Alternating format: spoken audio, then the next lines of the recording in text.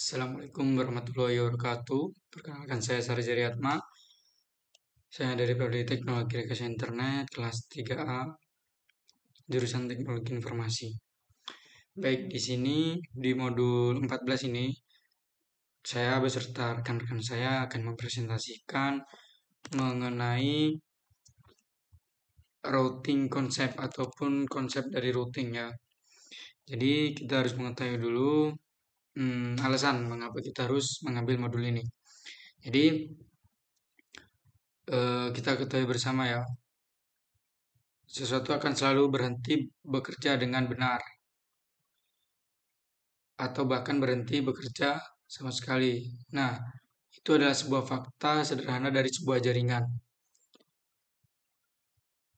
Jadi, meskipun kita sudah tahu banyak tentang routing, kita harus tetap tahu cara kerja router itu yang sebenarnya gitu ya. Jadi, penting pengetahuan ini untuk kita agar bisa memecahkan masalah pada jaringan, seperti itu.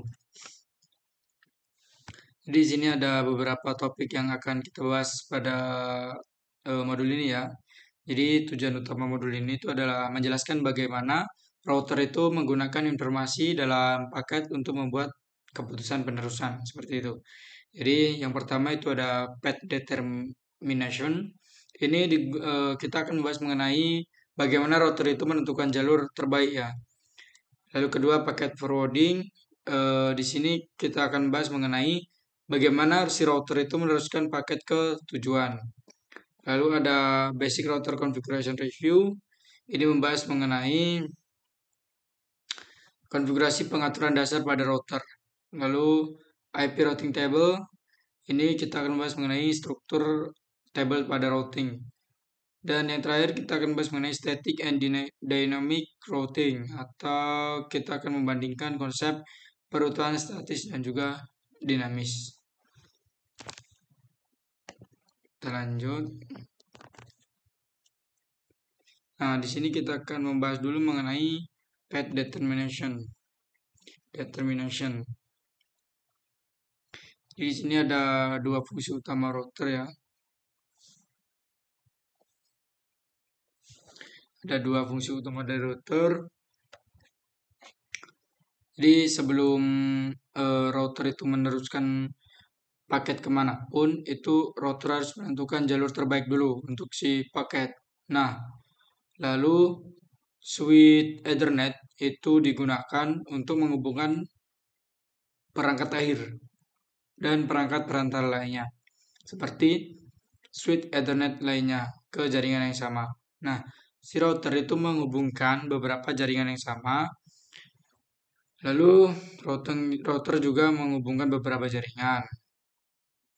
Nah, yang berarti router itu memiliki beberapa interface yang masing-masing memiliki jaringan dengan IP yang berbeda. Jadi saat router itu menerima paket IP pada satu interface, itu router menentukan interface mana yang akan digunakan untuk meneruskan paket ke tujuan. Nah, itu yang disebut dengan perutaan atau routing. Jadi interface yang digunakan router untuk meneruskan paket itu mungkin merupakan tujuan akhir, atau mungkin jaringan yang terhubung ke router lain yang digunakan untuk mencapai jaringan tujuan, seperti itu. Jadi fungsi utama dari router itu ada menentukan jalur terbaik untuk meneruskan paket berdasarkan informasi dari tabel perutan. Yang kedua ada meneruskan paket ke tujuannya. Nah, seperti itu. Selanjutnya, nih contoh fungsi router ya. Jadi di sini kita bisa melihat ada router menggunakan table routing IP untuk menentukan jalur mana yang akan digunakan untuk meneruskan paket.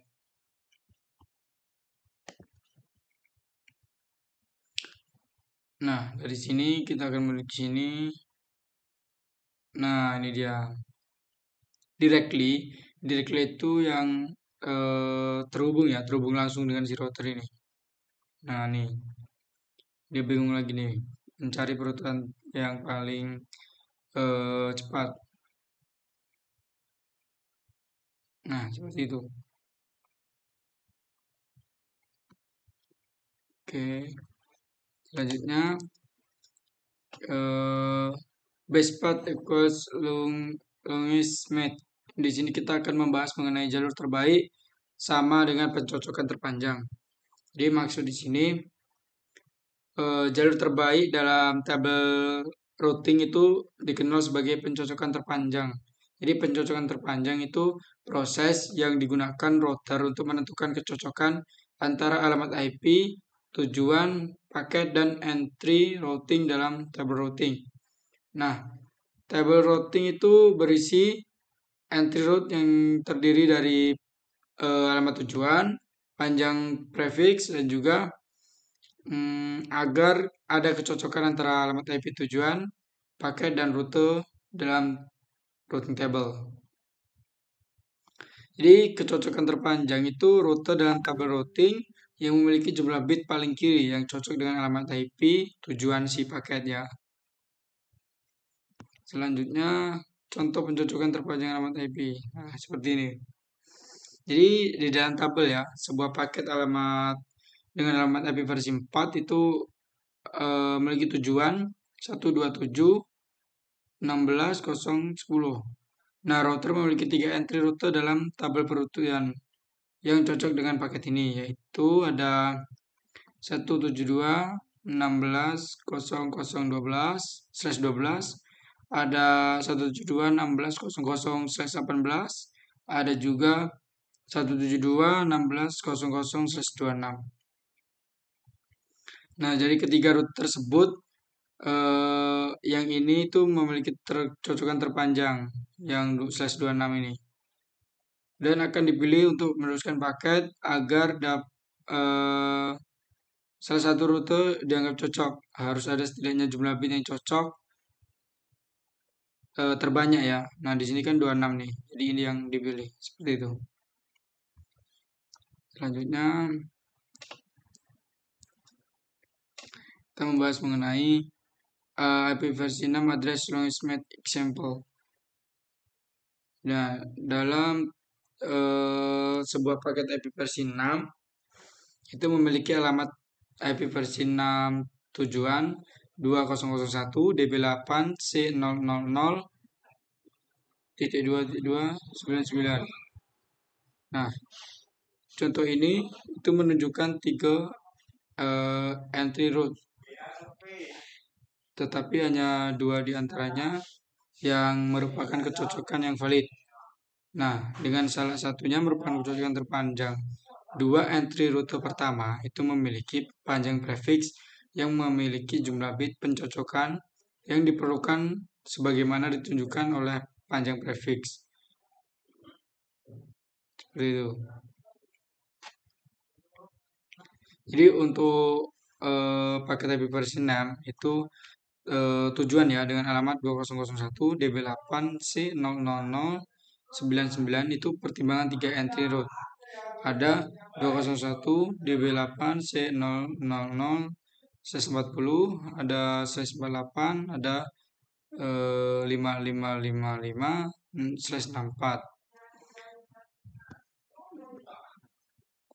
Selanjutnya, nah kita mulai masuk ke membangun tabel routing nih.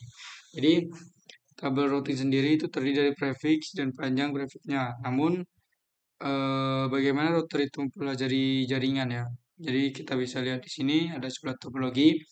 Di sini saya akan menjelaskan dulu apa itu directly connected dan juga remote connected. Jadi directly connected itu interface yang langsung terhubung dengan router. Misal kita berada di router sini. Nah, directly connected-nya itu mana yang langsung terhubung dengan si interface router satu ini, yaitu satu ke router 2 ke sini. Ini kan saling terhubung nih, langsung terhubung. Nah, ini yang dinamakan directly, saling terhubung, langsung terhubung dengan si router satu ini. Nah, yang kedua saya akan menjelaskan mengenai remote network. Remote network ini apa? Jadi sebuah interface yang tidak terhubung langsung dengan si interface-nya router 1. Nah, eh, di sini kan si ini ya, si jaringan ini kan tidak langsung terhubung dengan si router di sini ya. Nih, udah ke halang oleh router. Jadi ini bisa disebut dengan remote network. Ini juga tidak langsung terhubung dengan interface router satu. Ini juga disebut remote network. Ini juga ISP-nya juga di sini. Ya, internetnya. Ini network.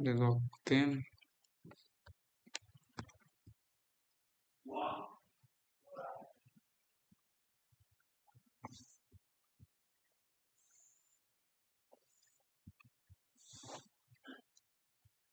Yang naik mode sudah ada start.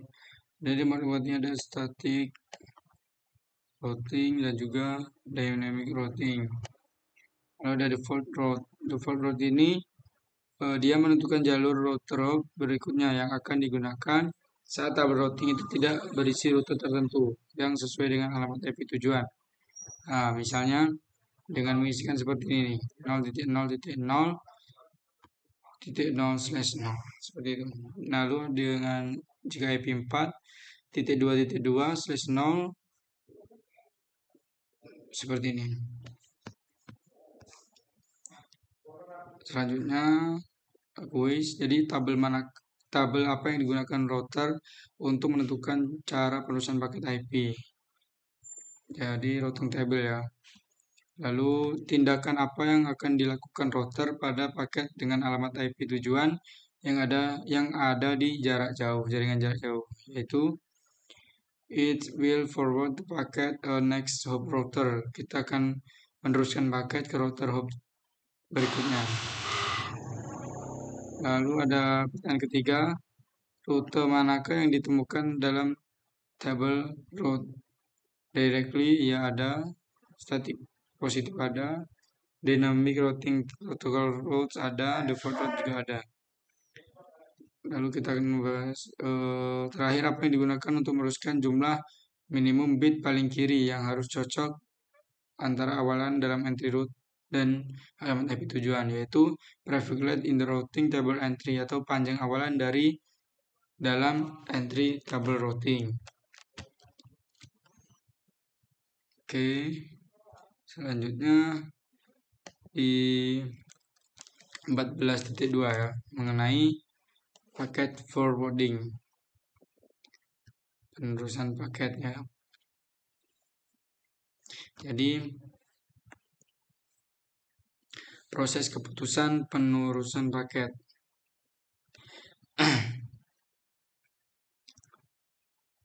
pastinya router itu menentukan jalur terbaik untuk suatu paket berdasarkan kecocokan terpanjang. Nah, router itu harus menentukan cara merangkum paket dan meneruskannya melalui interface keluar yang benar.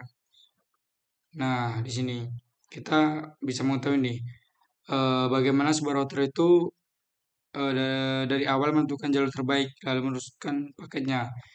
Yang pasti dari data link header, lalu destination, lalu ke data link header. Nah, sini lalu meneruskan paket. Oh, ini kalau dikenali dia akan lanjut ke sini. Paket no matching router. Jadi ini jikalau paket itu tidak dikenali ya, tidak ada entry route yang cocok di table perutuan. Nah, termasuk tidak adanya route default. Jadi dia akan langsung dibuang. Nah, seperti itu.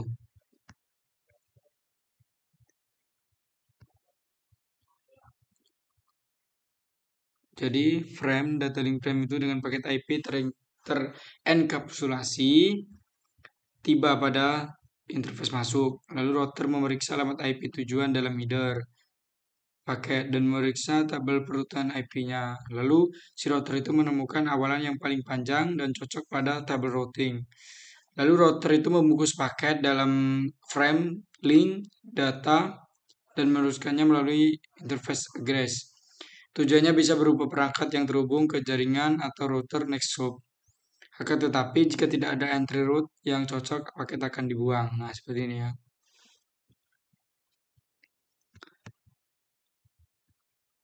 Forward the packet to a device on a directly connected. Nah, di sini kita akan membahas mengenai penerusan paket ke perangkat jaringan yang terhubung langsung atau directly ya.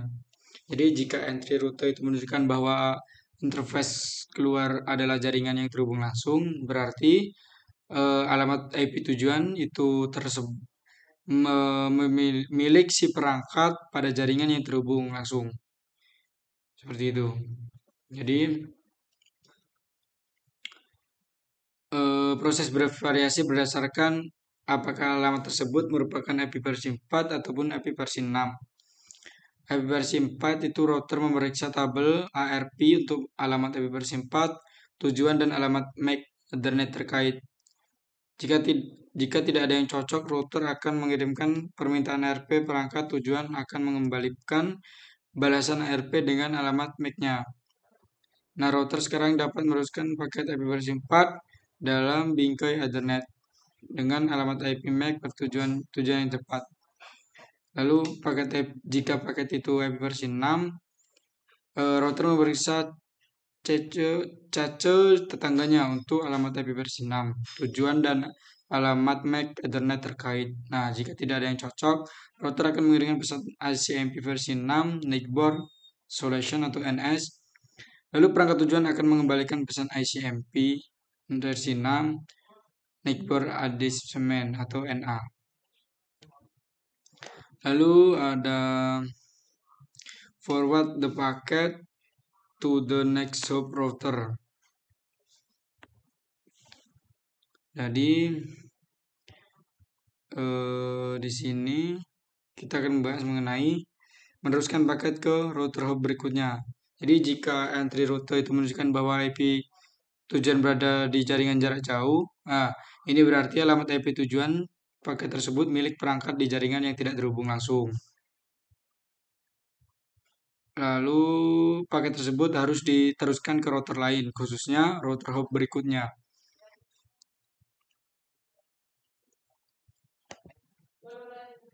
Yang terakhir ada membuang paket, drop the packet. Jadi drop the packet ini no matching in routing table.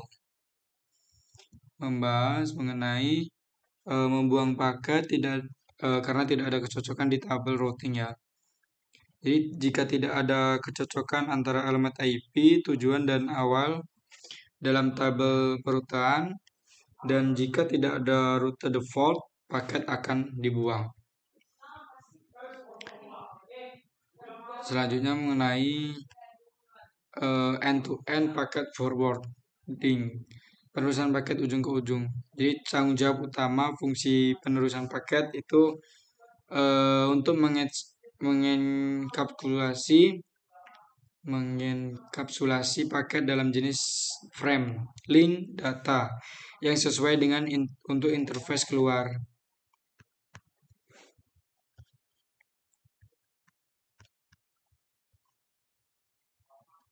Misalnya PC1 mengirim paket ke PC2.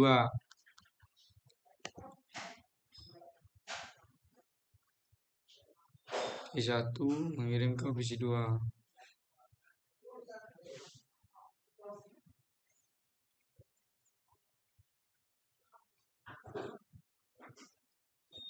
PC1 192 168 110, PC2 192 168 4.10. Gila beda network ya.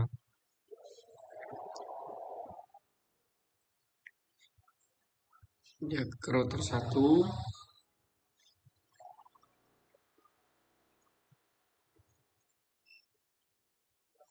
Jadi jika entry ARP itu tidak ada dalam tabel ARP untuk gateway default 192.168.111, itu PC akan mengirimkan permintaan ARP router R1, kemudian akan mengembalikan balasan ARP dengan alamat MAC-nya.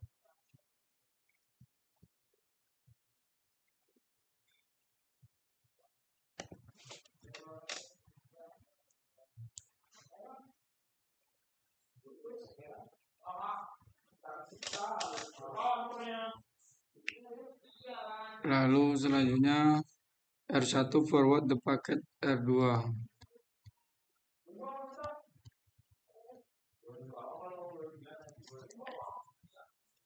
Oke. Di sini R1 meneruskan paket ke R2 karena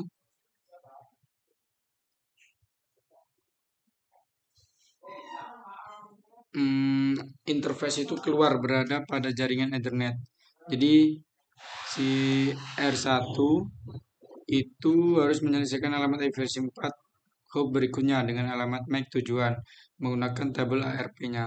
Nah, jika entry ARP tidak ada dalam tabel ARP untuk antarmuka hop berikutnya di 192.168.2.2 itu R1 mengirimkan permintaan ARP R2 kemudian akan mengembalikan balasan ARP. Seperti itu. Nah, saya lihat di sini.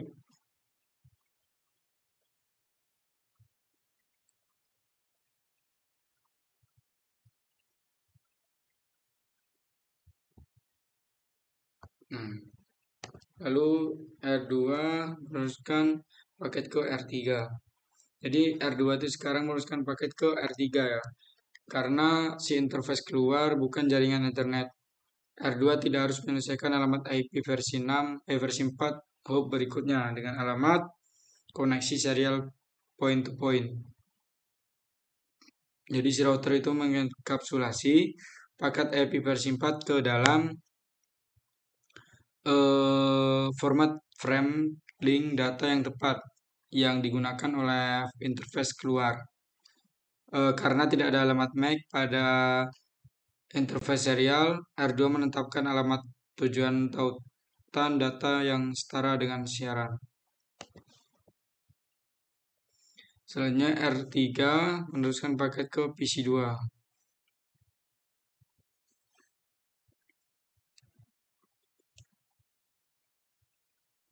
R3 kita setel dulu. Jadi router 3 ini sekarang meneruskan paket ke PC2 ya. Karena alamat IP versi 4 tujuan berada pada jaringan Ethernet yang terhubung langsung. R3 harus menyelesaikan alamat IP versi 4 tujuan paket dengan alamat MAC terkait. Jika entry tidak ada dalam tabel ARP, R3 mengirimkan permintaan ARP dari antarmuka fast Ethernet 0/0. Jadi PC2 kemudian akan mengembalikan balasan ARP dengan alamat MAC-nya. Seperti itu. Selanjutnya, paket forwarding mekanisme. Tanggung jawab utama fungsi penerusan paket itu membungkus paket dalam jenis bingkai ataupun tautan data yang sesuai untuk interface yang keluar. Jadi, semakin efisien router dapat melakukan tugas ini. Semakin cepat paket dapat diteruskan oleh router. Jadi, router itu mendukung 3 mekanisme penerusan paket, yaitu peralihan cepat, penerusan Express Cisco Express Forwarding atau CEF. Proses switching. Jadi, kita asumsikan bahwa ada aliran lalu lintas yang terdiri dari 5 paket. Semuanya menuju ke tujuan yang sama. Oke. Selanjutnya ada fast switching atau peralihan cepat.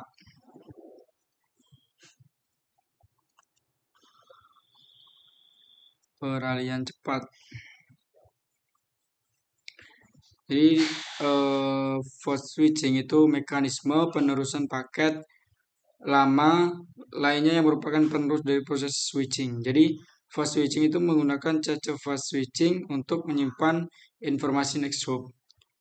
Ketika sebuah paket tiba di sebuah interface, paket tersebut diteruskan ke bidang kontrol tempat CPU mencari kecocokan dalam cache fast switching. Nah, jika tidak ada, paket tersebut dialihkan melalui proses dan diteruskan ke interface keluar. Seperti itu.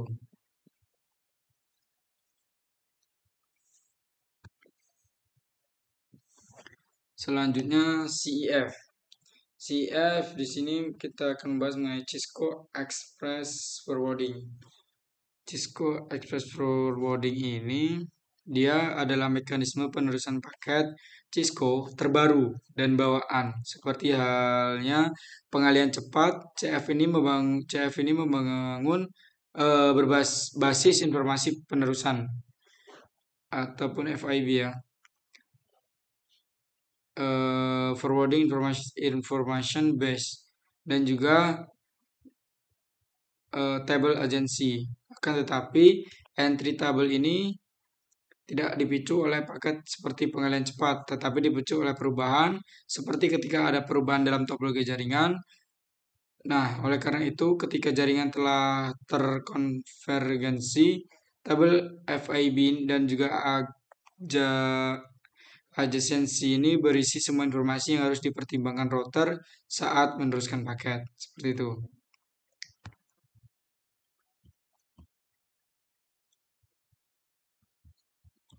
Selanjutnya,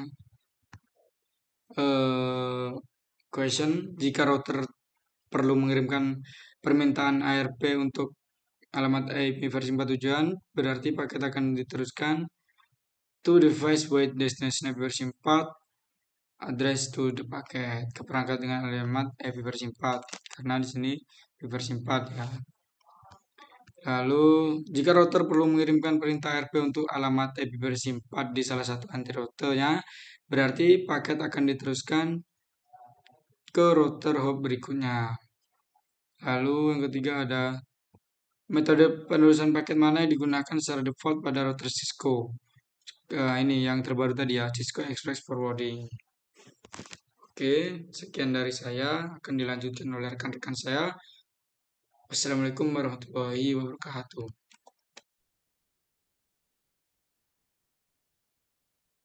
Selanjutnya, di sini saya menerangkan seputar administrasi.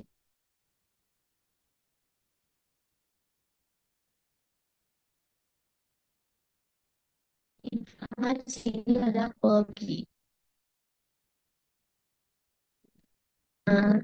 Router creates a routing table to help it determine where to forward packet, but before diving into the details of the IP routing tables. Jadi router membuat tabel routing untuk membantu menentukan kemana paket akan diteruskan. Namun sebelum membahas detail table routing IP, topik ini akan membahas konfigurasi router dasar dan tugas verifikasi. Pada topologi ini, pada gambar ini akan digunakan untuk contoh konfigurasi dan verifikasi. Topologi ini juga digunakan pada topik berikutnya untuk membahas tabel routing IP. Configuration comments. Kita konfigurasi. Ini adalah contoh menunjukkan konfigurasi lengkap untuk router 1. Ada enable, lalu configure terminal, ada memasukkan hostname, lalu enable secret class, LAN console, nol, login synchronous, dan lain sebagainya. Selanjutnya itu verification command. Memverifikasi perintah. Perintah sebelum meliputi ini pertama ada show IP interface brief, lalu show IP running config interface, interface tag number. Yang ketiga ada show interface, show IP interface, show IP root, dan yang terakhir yaitu adalah ping. Jadi dalam setiap kasus ganti IP dengan IP 6 untuk versi IP 6 dari perintah tersebut. Nah, gambar tersebut menunjukkan topologi untuk referensi yang mudah.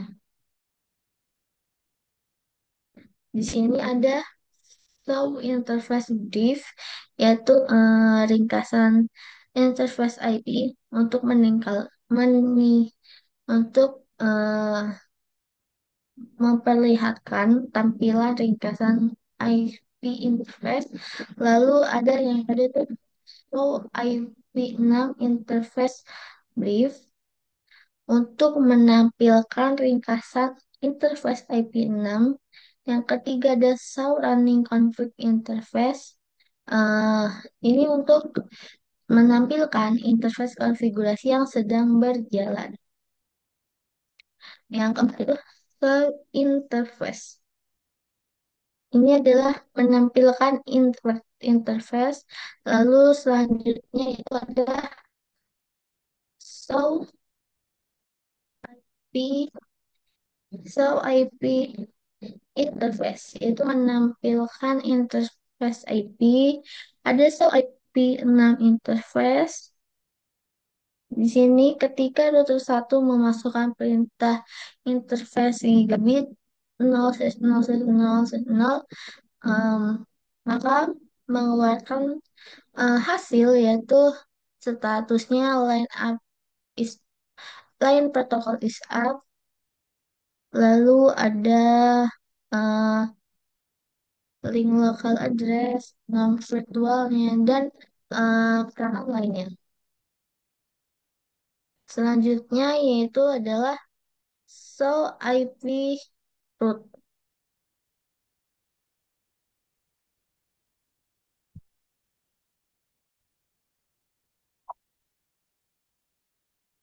Jadi ketika eh, memasukkan perintah show IP root, maka mengeluarkan hasilnya adalah code selalu lokal, connector static, dan lain sebagainya.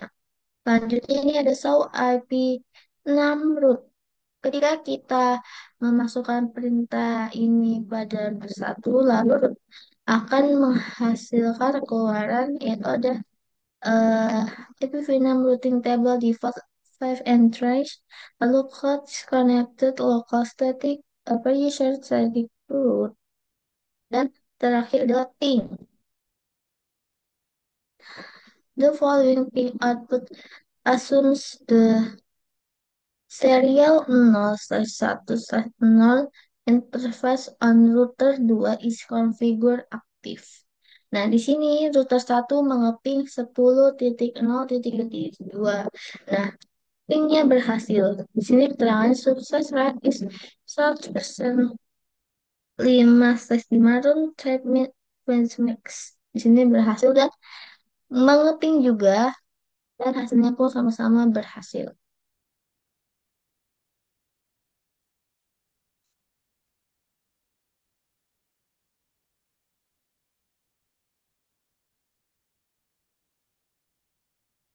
Selanjutnya itu ada filter common output.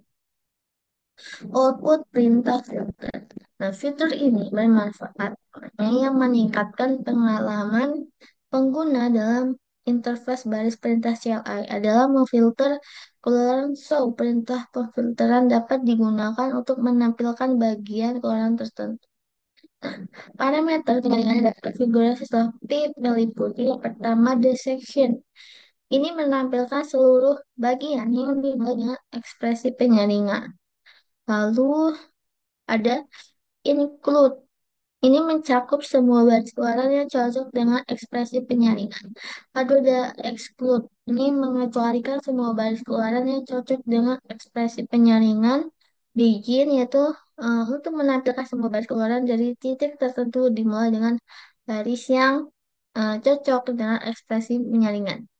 Not, filter keluaran dapat digunakan dalam kombinasi dengan perintah show apapun. Selanjutnya itu eh, modul 14 IP routing table.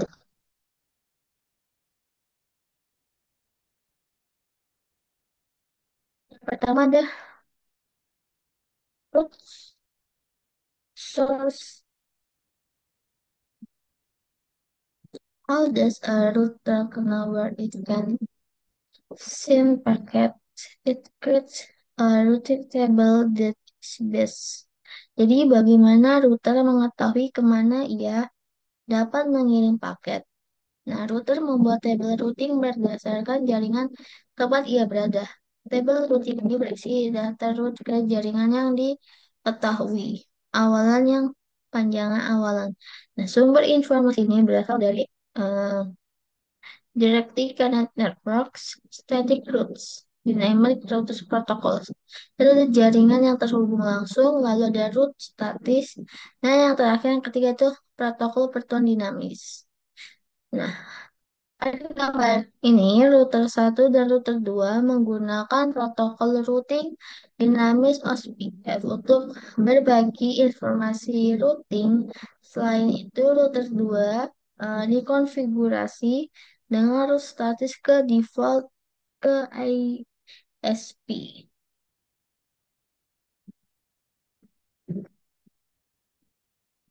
Ini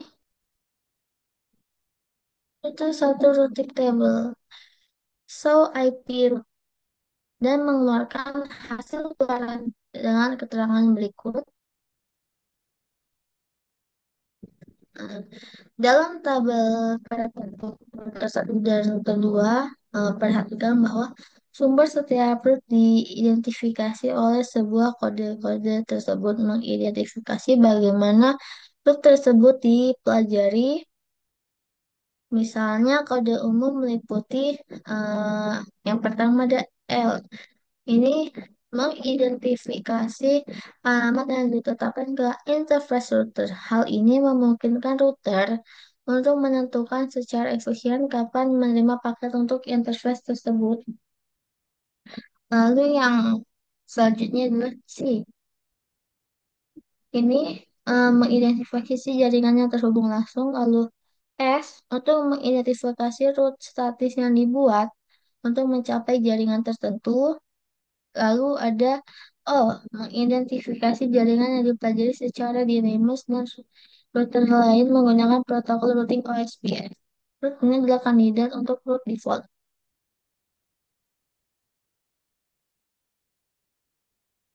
Selanjutnya itu routing table prinsip. Ada tiga prinsip table routing. Misalnya dalam tabel ini adalah masalah diatasi dengan konfigurasi protokol routing dinamis atau root statis yang tepat pada semua router antar perangkat sumber dan kedua. Di sini contohnya itu routing table principle atau prinsip table routing.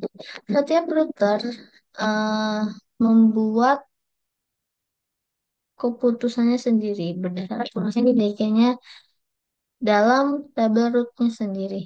Lalu contohnya di sini router satu hanya dapat meneruskan paket menggunakan tabel rootnya sendiri. Dan router satu tidak mengetahui root apa saja yang ada di tabel routing lainnya, misalnya router 2. Lalu informasi pada tabel routing satu, router belum tentu sama dengan tabel routing router lainnya. Contohnya, hanya karena router satu memiliki rute dalam tabel rute ke suatu jaringan di internet melalui router 2 itu tidak berarti bahwa router 2 mengetahui tentang jaringan yang sama. Yang ketiga, informasi pertuan tentang suatu jalur tidak memberikan informasi pertuan kembali. Contohnya, router satu menerima paket dengan alamat IP tujuan PC1 dan alamat IP sumber PC3. Hanya karena router satu ini tahu cara meneruskan paket melalui interface G0/0 tidak beritahu ya cara meneruskan paket yang berasal dari PC1 kembali ke jaringan jarak jauh PC3.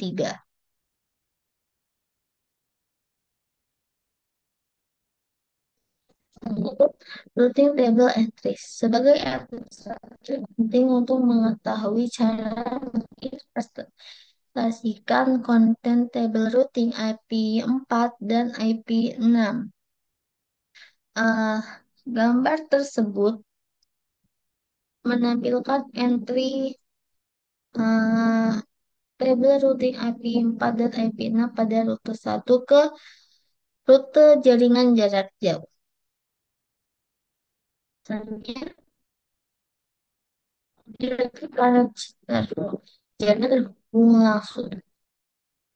Sebelum router dapat mempelajari jaringan jarak jauh, router harus memiliki setidaknya satu interface aktif yang dikonfigurasi dengan alamat IP dan subnet mask. Nah, jaringan yang terhubung langsung tadi dengan kode status C dalam tabel routing. Tabel routing juga berisi root lokal untuk setiap jaringan terhubung langsung. Nah, yang ditunjukkan oleh kode status L. Ini adalah alamat IP yang ditetapkan ke interface pada jaringan yang terhubung langsung tersebut. Untuk root lokal IP4 panjangan awalannya adalah /32 dan untuk root lokal IP6 panjang awalannya adalah /128. Ini berarti alamat IP tujuan paket harus cocok dengan semua bit dalam root lokal agar root ini cocok.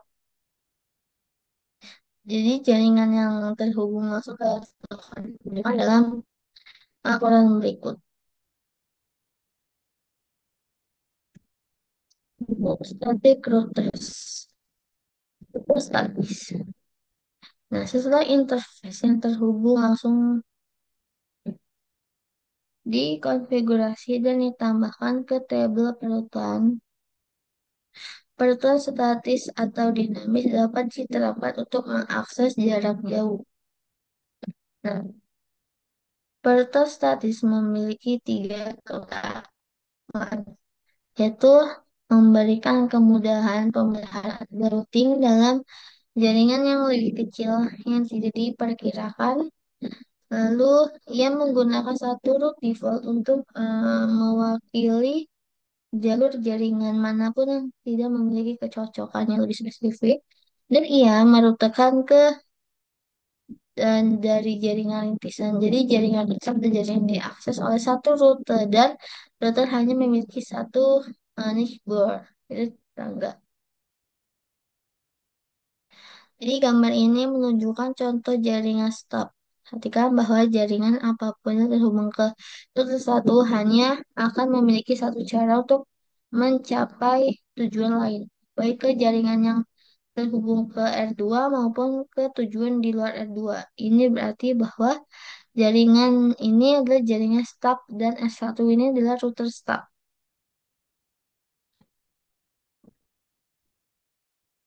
Itu status in the active table. Router status dalam tabel perusahaan IP. Output entry routing status IP4 dan IP6 pada router 1 ini dapat menjangkau jaringan network 10.0.1/24. Nah, perhatikan juga bahwa kedua entry rute menggunakan kode status S yang menunjukkan bahwa rute dipelajari oleh rute statis. Kedua entry juga menyertakan alamat IP router berikutnya melalui IP address.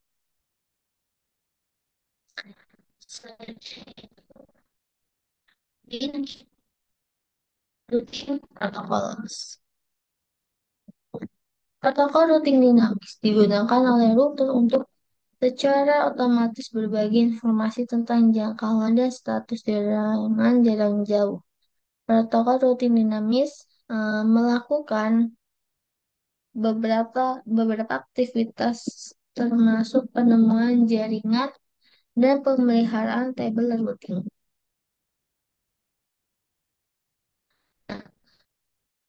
Gambar ini menunjukkan router satu semua menggunakan protokol routing untuk umum berbagai informasi jaringan. Selanjutnya yaitu dynamic routes in the IP routing table. Nah, sebelumnya menggunakan root statis ke jaringan. Nah, root statis ini tidak lagi dikonfigurasi dan CPF. Sekarang digunakan untuk mempelajari semua jaringan yang terhubung ke root statis secara dinamis. Nah, contoh berikut ini menunjukkan entry perutuan IP4 dan IP6 SPF daripada router satu yang dapat menjangkau jaringan ini pada router 2.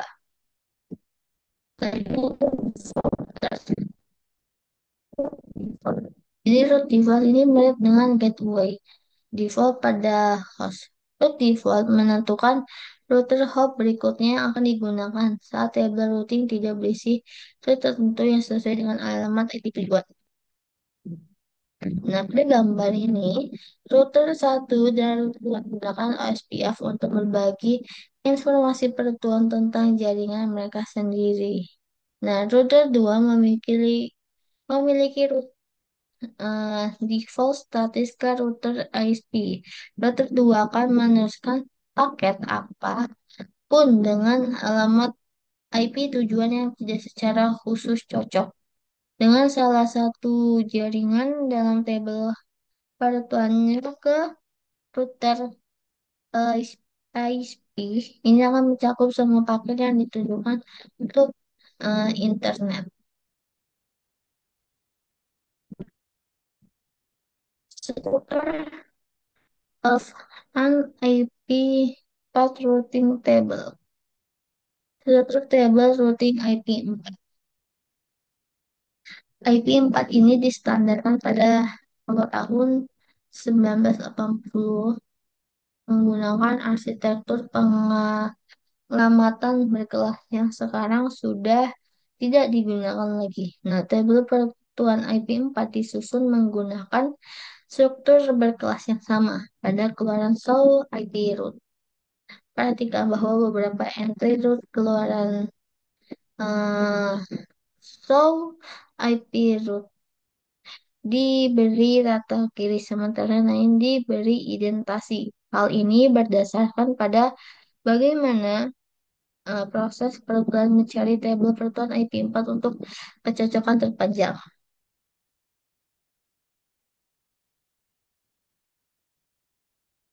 Selanjutnya yaitu uh, struktur selanjutnya administratif. Struktur of enam routing. Di sini konsep pengalaman mereka tidak menjadi bagian dari IP6. Jadi struktur tabel perutan IP6 seperti entry root IP6 diformat dan disejajarkan dengan cara yang sama. Selanjutnya administratif distance itu jarak administratif.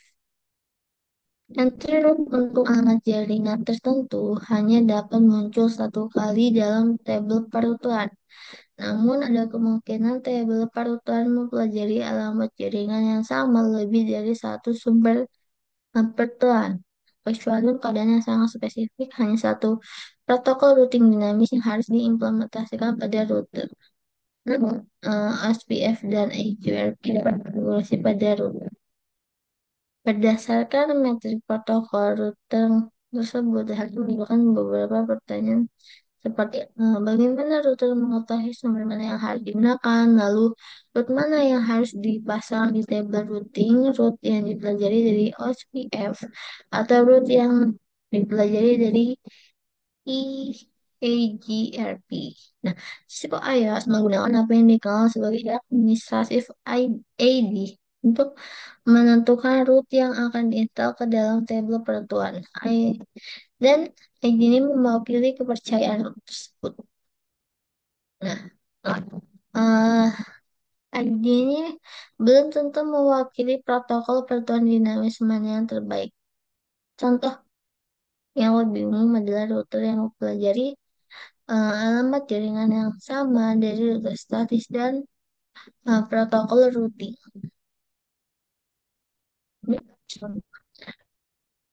Oke, selanjutnya akan dijelaskan oleh rekan saya.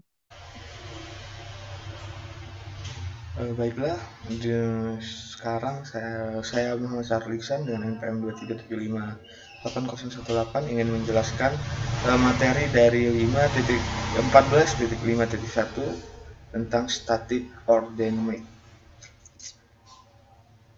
Nah, di topik sebelumnya kita membahas cara untuk membuat routing table. Nah, jadi sekarang kita tahu bahwa routing seperti IP addressing itu dapat bersifat statis atau dinamik. Nah, lalu apakah kita harus menggunakan routing statis atau dinamis? Jawabannya adalah keduanya. Nah, jadi routing statis dan dinamik ini tidak saling eksklusif. Sebaliknya, sebagian besar jaringan itu menggunakan kombinasi protokol routing dinamis dan juga static router. Nah, jadi yang pertama kita akan membahas tentang static route. Nah, static route ini umumnya digunakan dalam sebuah skenario seperti berikut ini. Nah, sebagai default route yang meneruskan paket ke service provider. Nah, jadi rute statis ini digunakan dalam skenario meneruskan paket ke service provider. Lalu juga digunakan untuk rute di luar dari domain route dan yang tidak dipelajari oleh protokol dynamic routing. Lalu static route juga digunakan ketika administrator jaringan itu ingin secara eksplisit menentukan rute untuk jaringan tertentu. Lalu static router juga digunakan untuk melakukan routing antara stub network. Nah, static routers ini itu berguna untuk jaringan yang kecil atau smaller networks itu dengan hanya satu jalur ke jaringan luar atau ke outside network. Nah, static routes ini juga menyediakan keamanan dalam jaringan yang lebih besar. Nah, untuk jenis traffic tertentu atau link ke jaringan lain yang memerlukan kontrol yang lebih besar atau yang lebih banyak. Nah, berikutnya dynamic routing. Dynamic routing ini merupakan protokol dari dynamic routing ini membantu administrator jaringan untuk mengelola konfigurasi dan pemeliharaan routing statis yang memakan waktu dan rumit.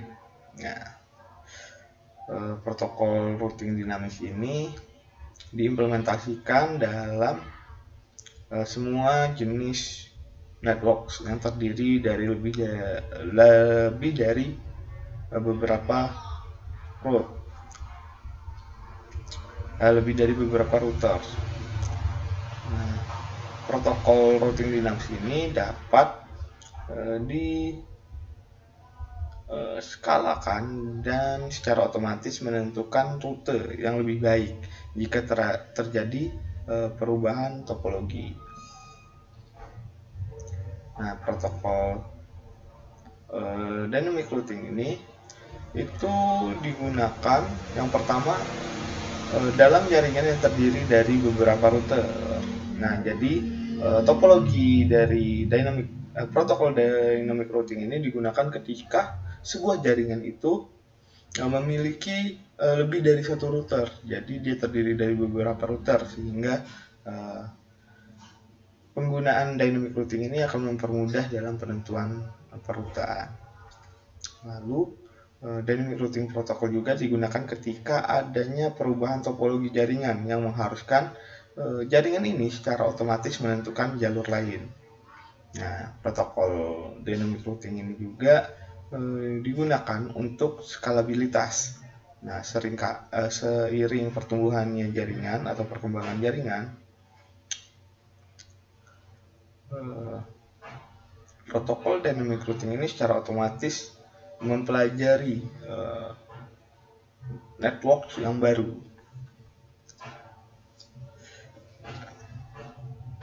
Lalu ini ada beberapa fitur yang membedakan antara Dynamic Routing dan juga Static Routing. Nah, yang pertama ada konfigurasi dan kompleksiti. Nah, jadi kompleksitas dari konfigurasi di Dynamic Routing ini dia terlepas dari ukuran network. Nah, lalu untuk statis, dia ini meningkat seiring dengan ukurannya network. Jadi yang Dynamic Routing dia independen, sedangkan Static Routing dia increase. Lalu untuk perubahan topologi pada Dynamic Routing dia secara otomatis beradaptasi dengan perubahan topologi, sedangkan Static Routing dia memerlukan interferensi dari administrator. Berikutnya untuk skalabilitas. Nah, Dynamic Routing ini cocok untuk jaringan sederhana hingga kompleks. Nah, sedangkan Static Routing itu cocok untuk topologi yang sederhana. Lalu untuk keamanan, Dynamic Routing ini keamanannya harus dikonfigurasi. Sedangkan static, keamanannya ini itu sudah melekat atau secara otomatis sudah memiliki keamanan. Nah, lalu untuk penggunaan sumber daya atau resource usage, nah untuk Dynamic Routing ini menggunakan CPU, memori, dan juga link bandwidth. Sedangkan Static Routing dia tidak memerlukan resource tambahan. Nah, berikutnya untuk prediktabilitas dari jalur atau path predictability. Untuk Dynamic Routing sendiri itu rutenya tergantung pada topologi dan protokol routing yang digunakan. Sedangkan Static Routing itu didefinisikan secara eksplisit oleh administrator. Nah, sekarang kita masuk ke bagian 14.5.2, yaitu tentang Dynamic Routing evolusi atau perkembangan dari Dynamic Routing. Nah, Dynamic Routing ini itu telah digunakan dalam jaringan sejak akhir tahun 1980-an. Nah, salah satu protokol routing pertama adalah RIP. Nah, RIP versi 1 ini itu dirilis pada tahun 1988. Tetapi beberapa algoritma dasar dalam protokol tersebut telah digunakan pada Advanced Research Project Agency Network atau ARPANET.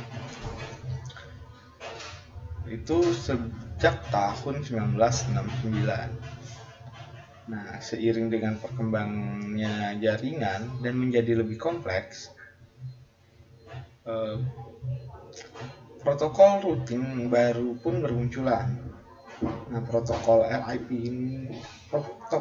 ini diperbarui menjadi RIP versi 2 untuk mengakomodasi pertumbuhan lingkungan jaringan. Nah, akan tetapi RIP versi 2 ini masih belum dapat diskalakan ke implementasi yang besar. Nah, untuk memenuhi kebutuhan jaringan yang lebih besar, dua protokol routing canggih dikembangkan, yaitu ada OSPF dan Intermediate System to Intermediate System atau IS-IS. Nah, Cisco ini mengembangkan interior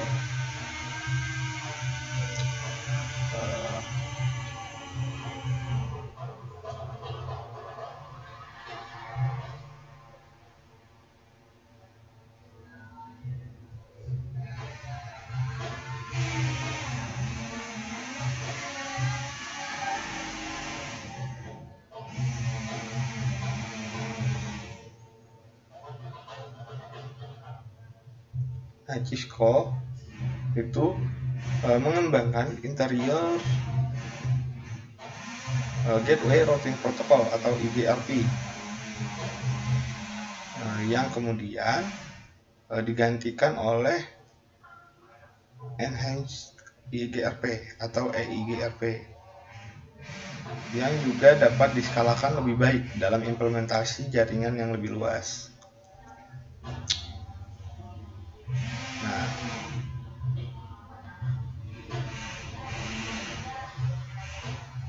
Nah, selain itu, ada kebutuhan untuk menghubungkan domain routing domain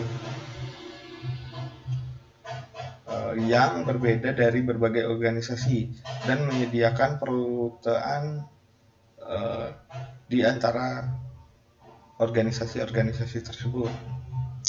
Nah, itu ada Border Gateway Protocol atau BGP.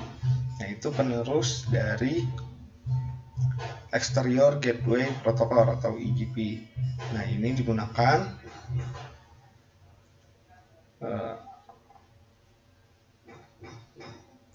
antara penyedia layanan internet atau antara Internet Service Provider atau ISP. Nah, BGP ini juga digunakan antara ISP dan beberapa organisasi swasta untuk bertukar informasi routing.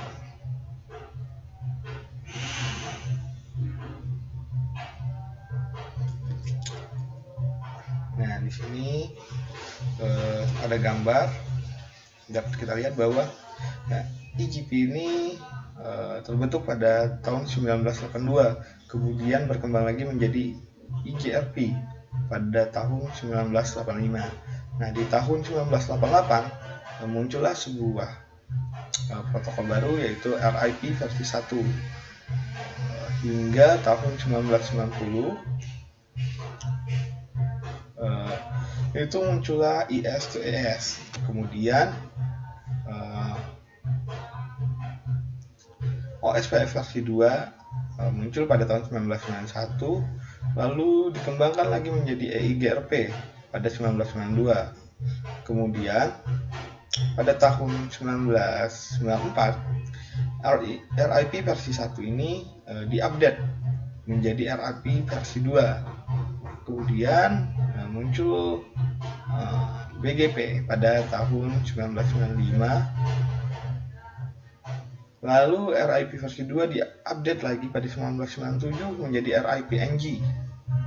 Kemudian BGP pada tahun 1998 diupdate menjadi BGP MP. Kemudian pada tahun 1999 OSPF versi 2 diupdate menjadi OSPF versi 3. Hingga tahun 2000-an menggunakan OSPF versi 3. Kemudian pada tahun 2008 itu IS-IS ini diupdate menjadi IS-IS versi 6.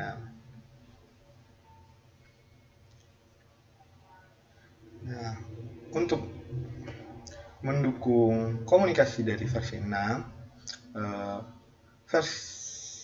muncullah versi terbaru dari IP Routing Protocol yang telah dikembangkan. Nah, seperti ditunjukkan pada baris IP versi 6 dalam tabel. Nah, tabel ini mengklasifikasikan protokol routing saat ini. Nah, protokol the Interior Gateway Protocol atau IGPS itu adalah protokol routing yang digunakan untuk bertukar informasi routing dalam domain routing yang dikelola oleh satu organisasi. Nah, hanya ada satu EIGP, yaitu BGP. Nah, BGP ini digunakan untuk bertukar informasi routing antara berbagai organisasi yang dikenal sebagai sistem otonom atau autonomous system. Nah, BGP ini digunakan oleh ISP untuk merutekan paket melalui internet. Nah, protokol routing vector, distance vector, link state, dan juga fat vector routing protokol itu mengacu pada jenis algoritma routing yang digunakan untuk menentukan rute terbaik.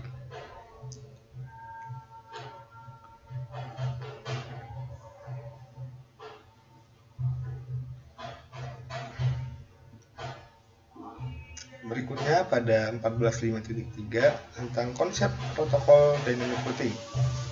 Nah, protokol routing ini adalah serangkaian proses, algoritma, dan pesan yang digunakan untuk bertukar informasi routing yang mengisi tabel routing dengan pilihan jalur terbaik. Nah, tujuan protokol routing dinamis ini meliputi hal-hal berikut. Nah, yang pertama, penemuan jaringan jarak baru. Yang kedua adalah menjaga informasi rute tetap terbaru, up to date. Lalu, memilih jalur terbaik ke jaringan tujuan. Dan keempat itu bertujuan memiliki kemampuan untuk menemukan jalur terbaik baru jika rute saat ini tidak tersedia.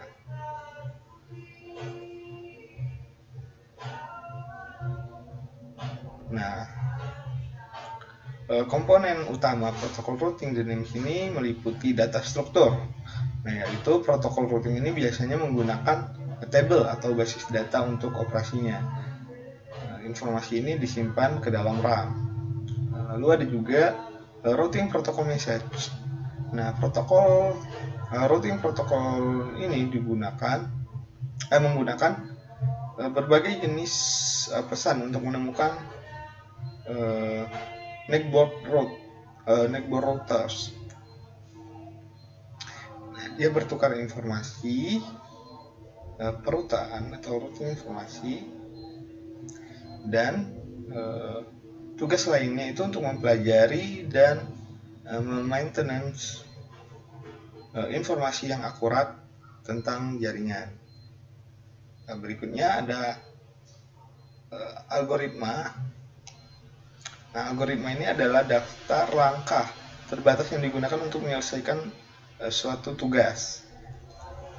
Nah, protokol routing ini menggunakan algoritma untuk memfasilitasi informasi routing dan untuk menentukan jalur terbaik.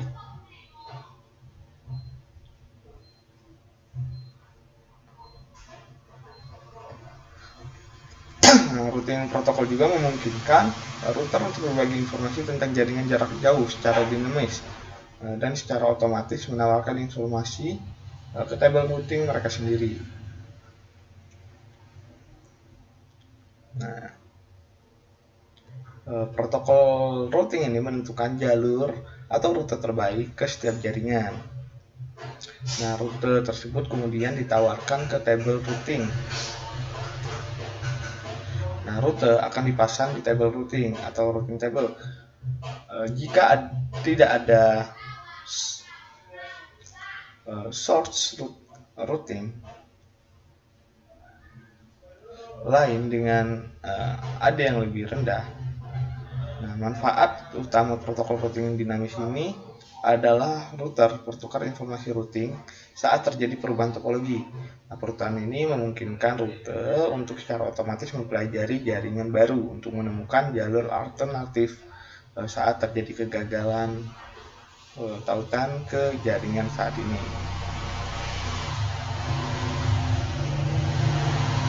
Nah, berikutnya bad path atau jalur terbaik. Nah, sebelum sebuah pad ini melakukan remote network ke table routing. Nah, protokol routing dalam sini harus menentukan jalur terbaik ke jaringan tersebut. Nah, penentuan jalur terbaik ini atau best path ini itu dapat melibatkan evaluasi beberapa jalur ke jaringan tujuan yang sama dan pemilihan jalur optimal atau terpendek untuk mencapai jaringan tersebut. Nah, setiap kali ada beberapa jalur ke jaringan yang sama, setiap jalur ini menggunakan outside interface yang berbeda pada router untuk mencapai jaringan tersebut. Nah, jalur terbaik itu dipilih oleh protokol routing berdasarkan nilai atau metrik yang digunakan untuk menentukan jarak untuk mencapai jaringan. Nah, metrik ini adalah nilai kuantitatif yang digunakan untuk mengukur jarak jaringan tertentu. Nah, jalur best path ke jaringan itu adalah jalur dengan metrik terendah. Nah, protokol routing dinamis ini biasanya menggunakan rules dan metriknya sendiri untuk membangun dan memperbarui routing table. Nah, algoritma routing ini menghasilkan nilai atau metrik untuk setiap jalur melalui jaringan. Nah, metrik dapat didasarkan pada suatu karakteristik atau beberapa karakteristik path. Nah, beberapa protokol routing ini dapat mendasarkan pemilihan rute pada beberapa metrik, menggabungkannya menjadi satu metrik. Nah, tabel tersebut ini akan mencantumkan protokol dinamis yang umum dan metriknya. Nah, yang pertama ada RIP. Nah, untuk metriknya itu digunakan adalah jumlah hop. Nah, tiap router di sepanjang path itu menambahkan satu hop ke jumlah hop. Nah, maksimum adalah 15 hop yang diizinkan. Lalu untuk OSPF, metriknya adalah cost. Nah, dan didasarkan pada bandwidth kumulatif dari sumber ke tujuan. Nah, tautan yang lebih faster link itu diberi cost yang lebih rendah dibandingkan dengan link yang lebih lambat atau cost yang lebih tinggi. Berikutnya ada EIGRP. Nah, EIGRP ini dia menghitung metrik berdasarkan nilai bandwidth dan juga delay yang paling lambat. Nah, ini juga itu dapat memasukkan load dan reliability ke dalam metrik kalkulasi.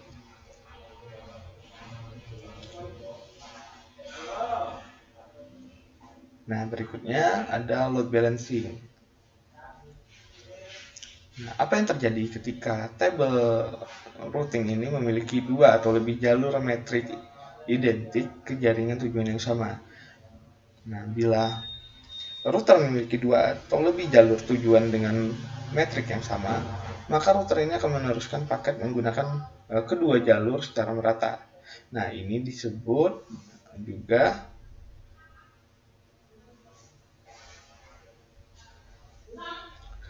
dengan equal cost load balancing.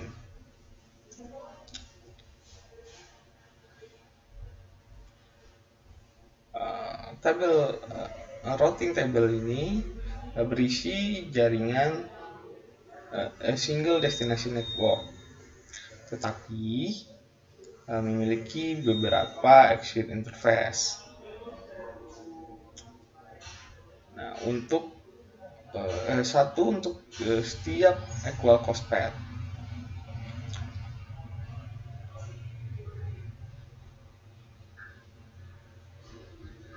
router meneruskan paket menggunakan beberapa exit interface yang tercantum di dalam routing table. Nah, jika dikonfigurasi dengan benar, load balancing ini dapat meningkatkan efektivitas dan kinerja jaringan. Nah, penyeimbangan dari equal load balancing yang sama diimplementasikan secara otomatis oleh protokol dynamic routing. Nah, equal load balancing ini diaktifkan dengan rute statis. Ada beberapa rute statis ke destination network yang sama itu menggunakan router hop berikutnya yang berbeda.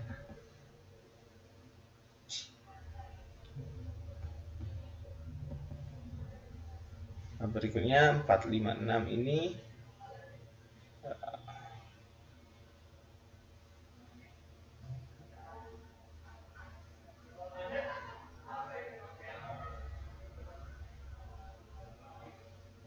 kita akan mengetes pemahaman. Nah, yang pertama ini jenis rute manakah yang secara otomatis beradaptasi dengan perubahan topologi? Nah, itu dynamic. Yang berikutnya pertanyaan kedua, jenis rute apa yang umumnya digunakan untuk jaringan stub network? Stub network itu menggunakan routing statis.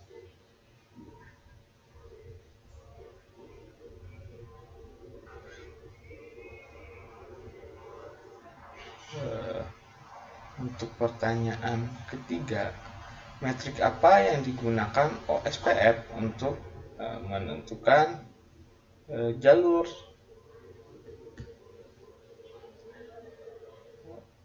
terbaiknya?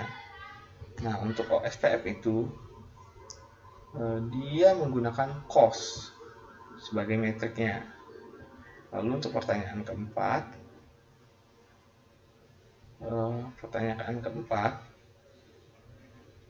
istilah apa yang digunakan untuk menggambarkan routing itu melalui dua atau satu lebih ke suatu tujuan metrik dengan cost yang sama? Dia akan menggunakan equal cost load balancing. Oke, kita cek.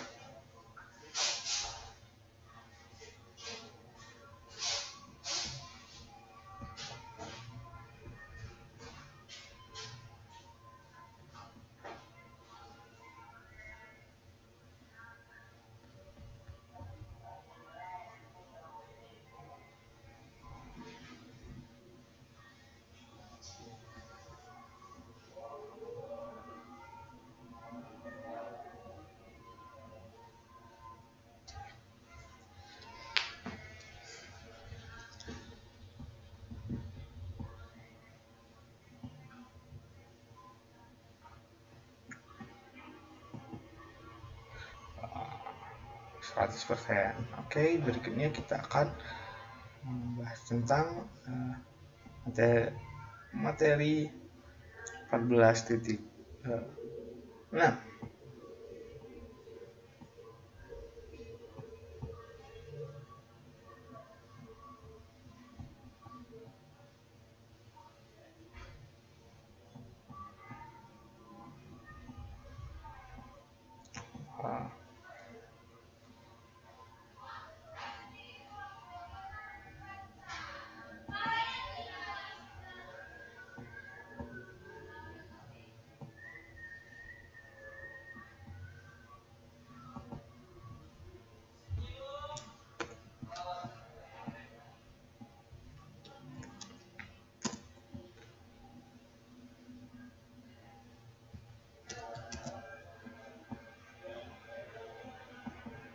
Untuk 14.6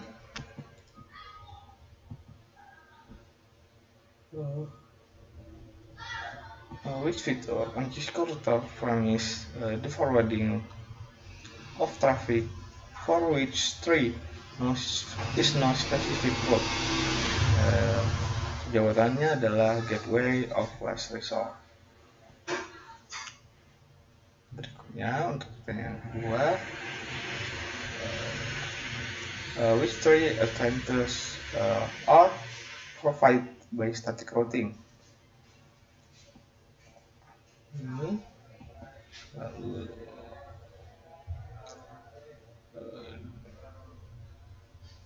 static routing typically dan patch. Untuk pertanyaan ketiga, what are the function of dynamic routing? Fungsi utamanya itu untuk maintain routing table dan juga discover network. Lalu berikutnya untuk pertanyaan keempat, what is advantage to using dynamic routing protocol instead static routing? Itu ability to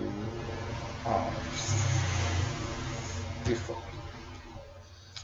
Lalu berikutnya yang kelima, which value represent the trust or denies of a router and is used to determine which route to install into the routing table when there are multiple routers forwarding the same destination.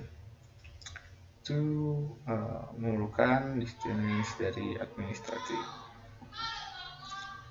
Untuk pertanyaan ke-6, which packet forwarding methods does router use to make switching decision when it is using our forwarding information base and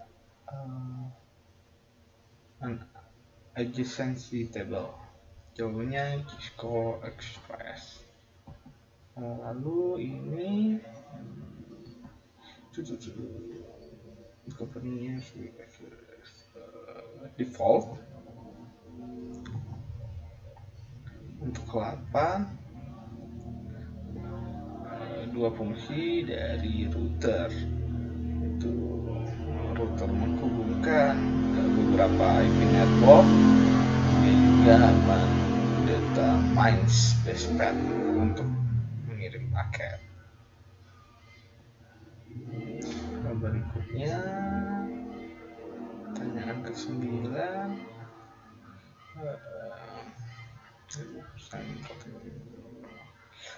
dia menggunakan load seperti ke-10,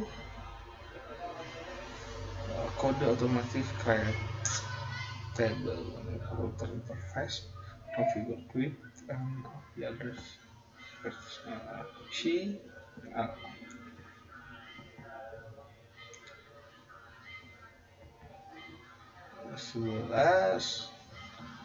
so IP route comment contains the following entry as via juga value portion of output administrative distance. Untuk ke-12, which IP also have default static route?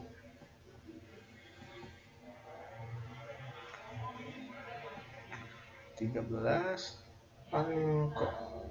routes in routing table cost to static network. 14, what authorization to administrator might cause to use static routing rather and dynamically routing cost to things to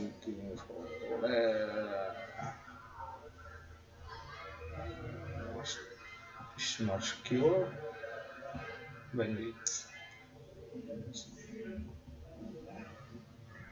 15. What address and traffic lanes is used configuring an IP version 6 default static route ID.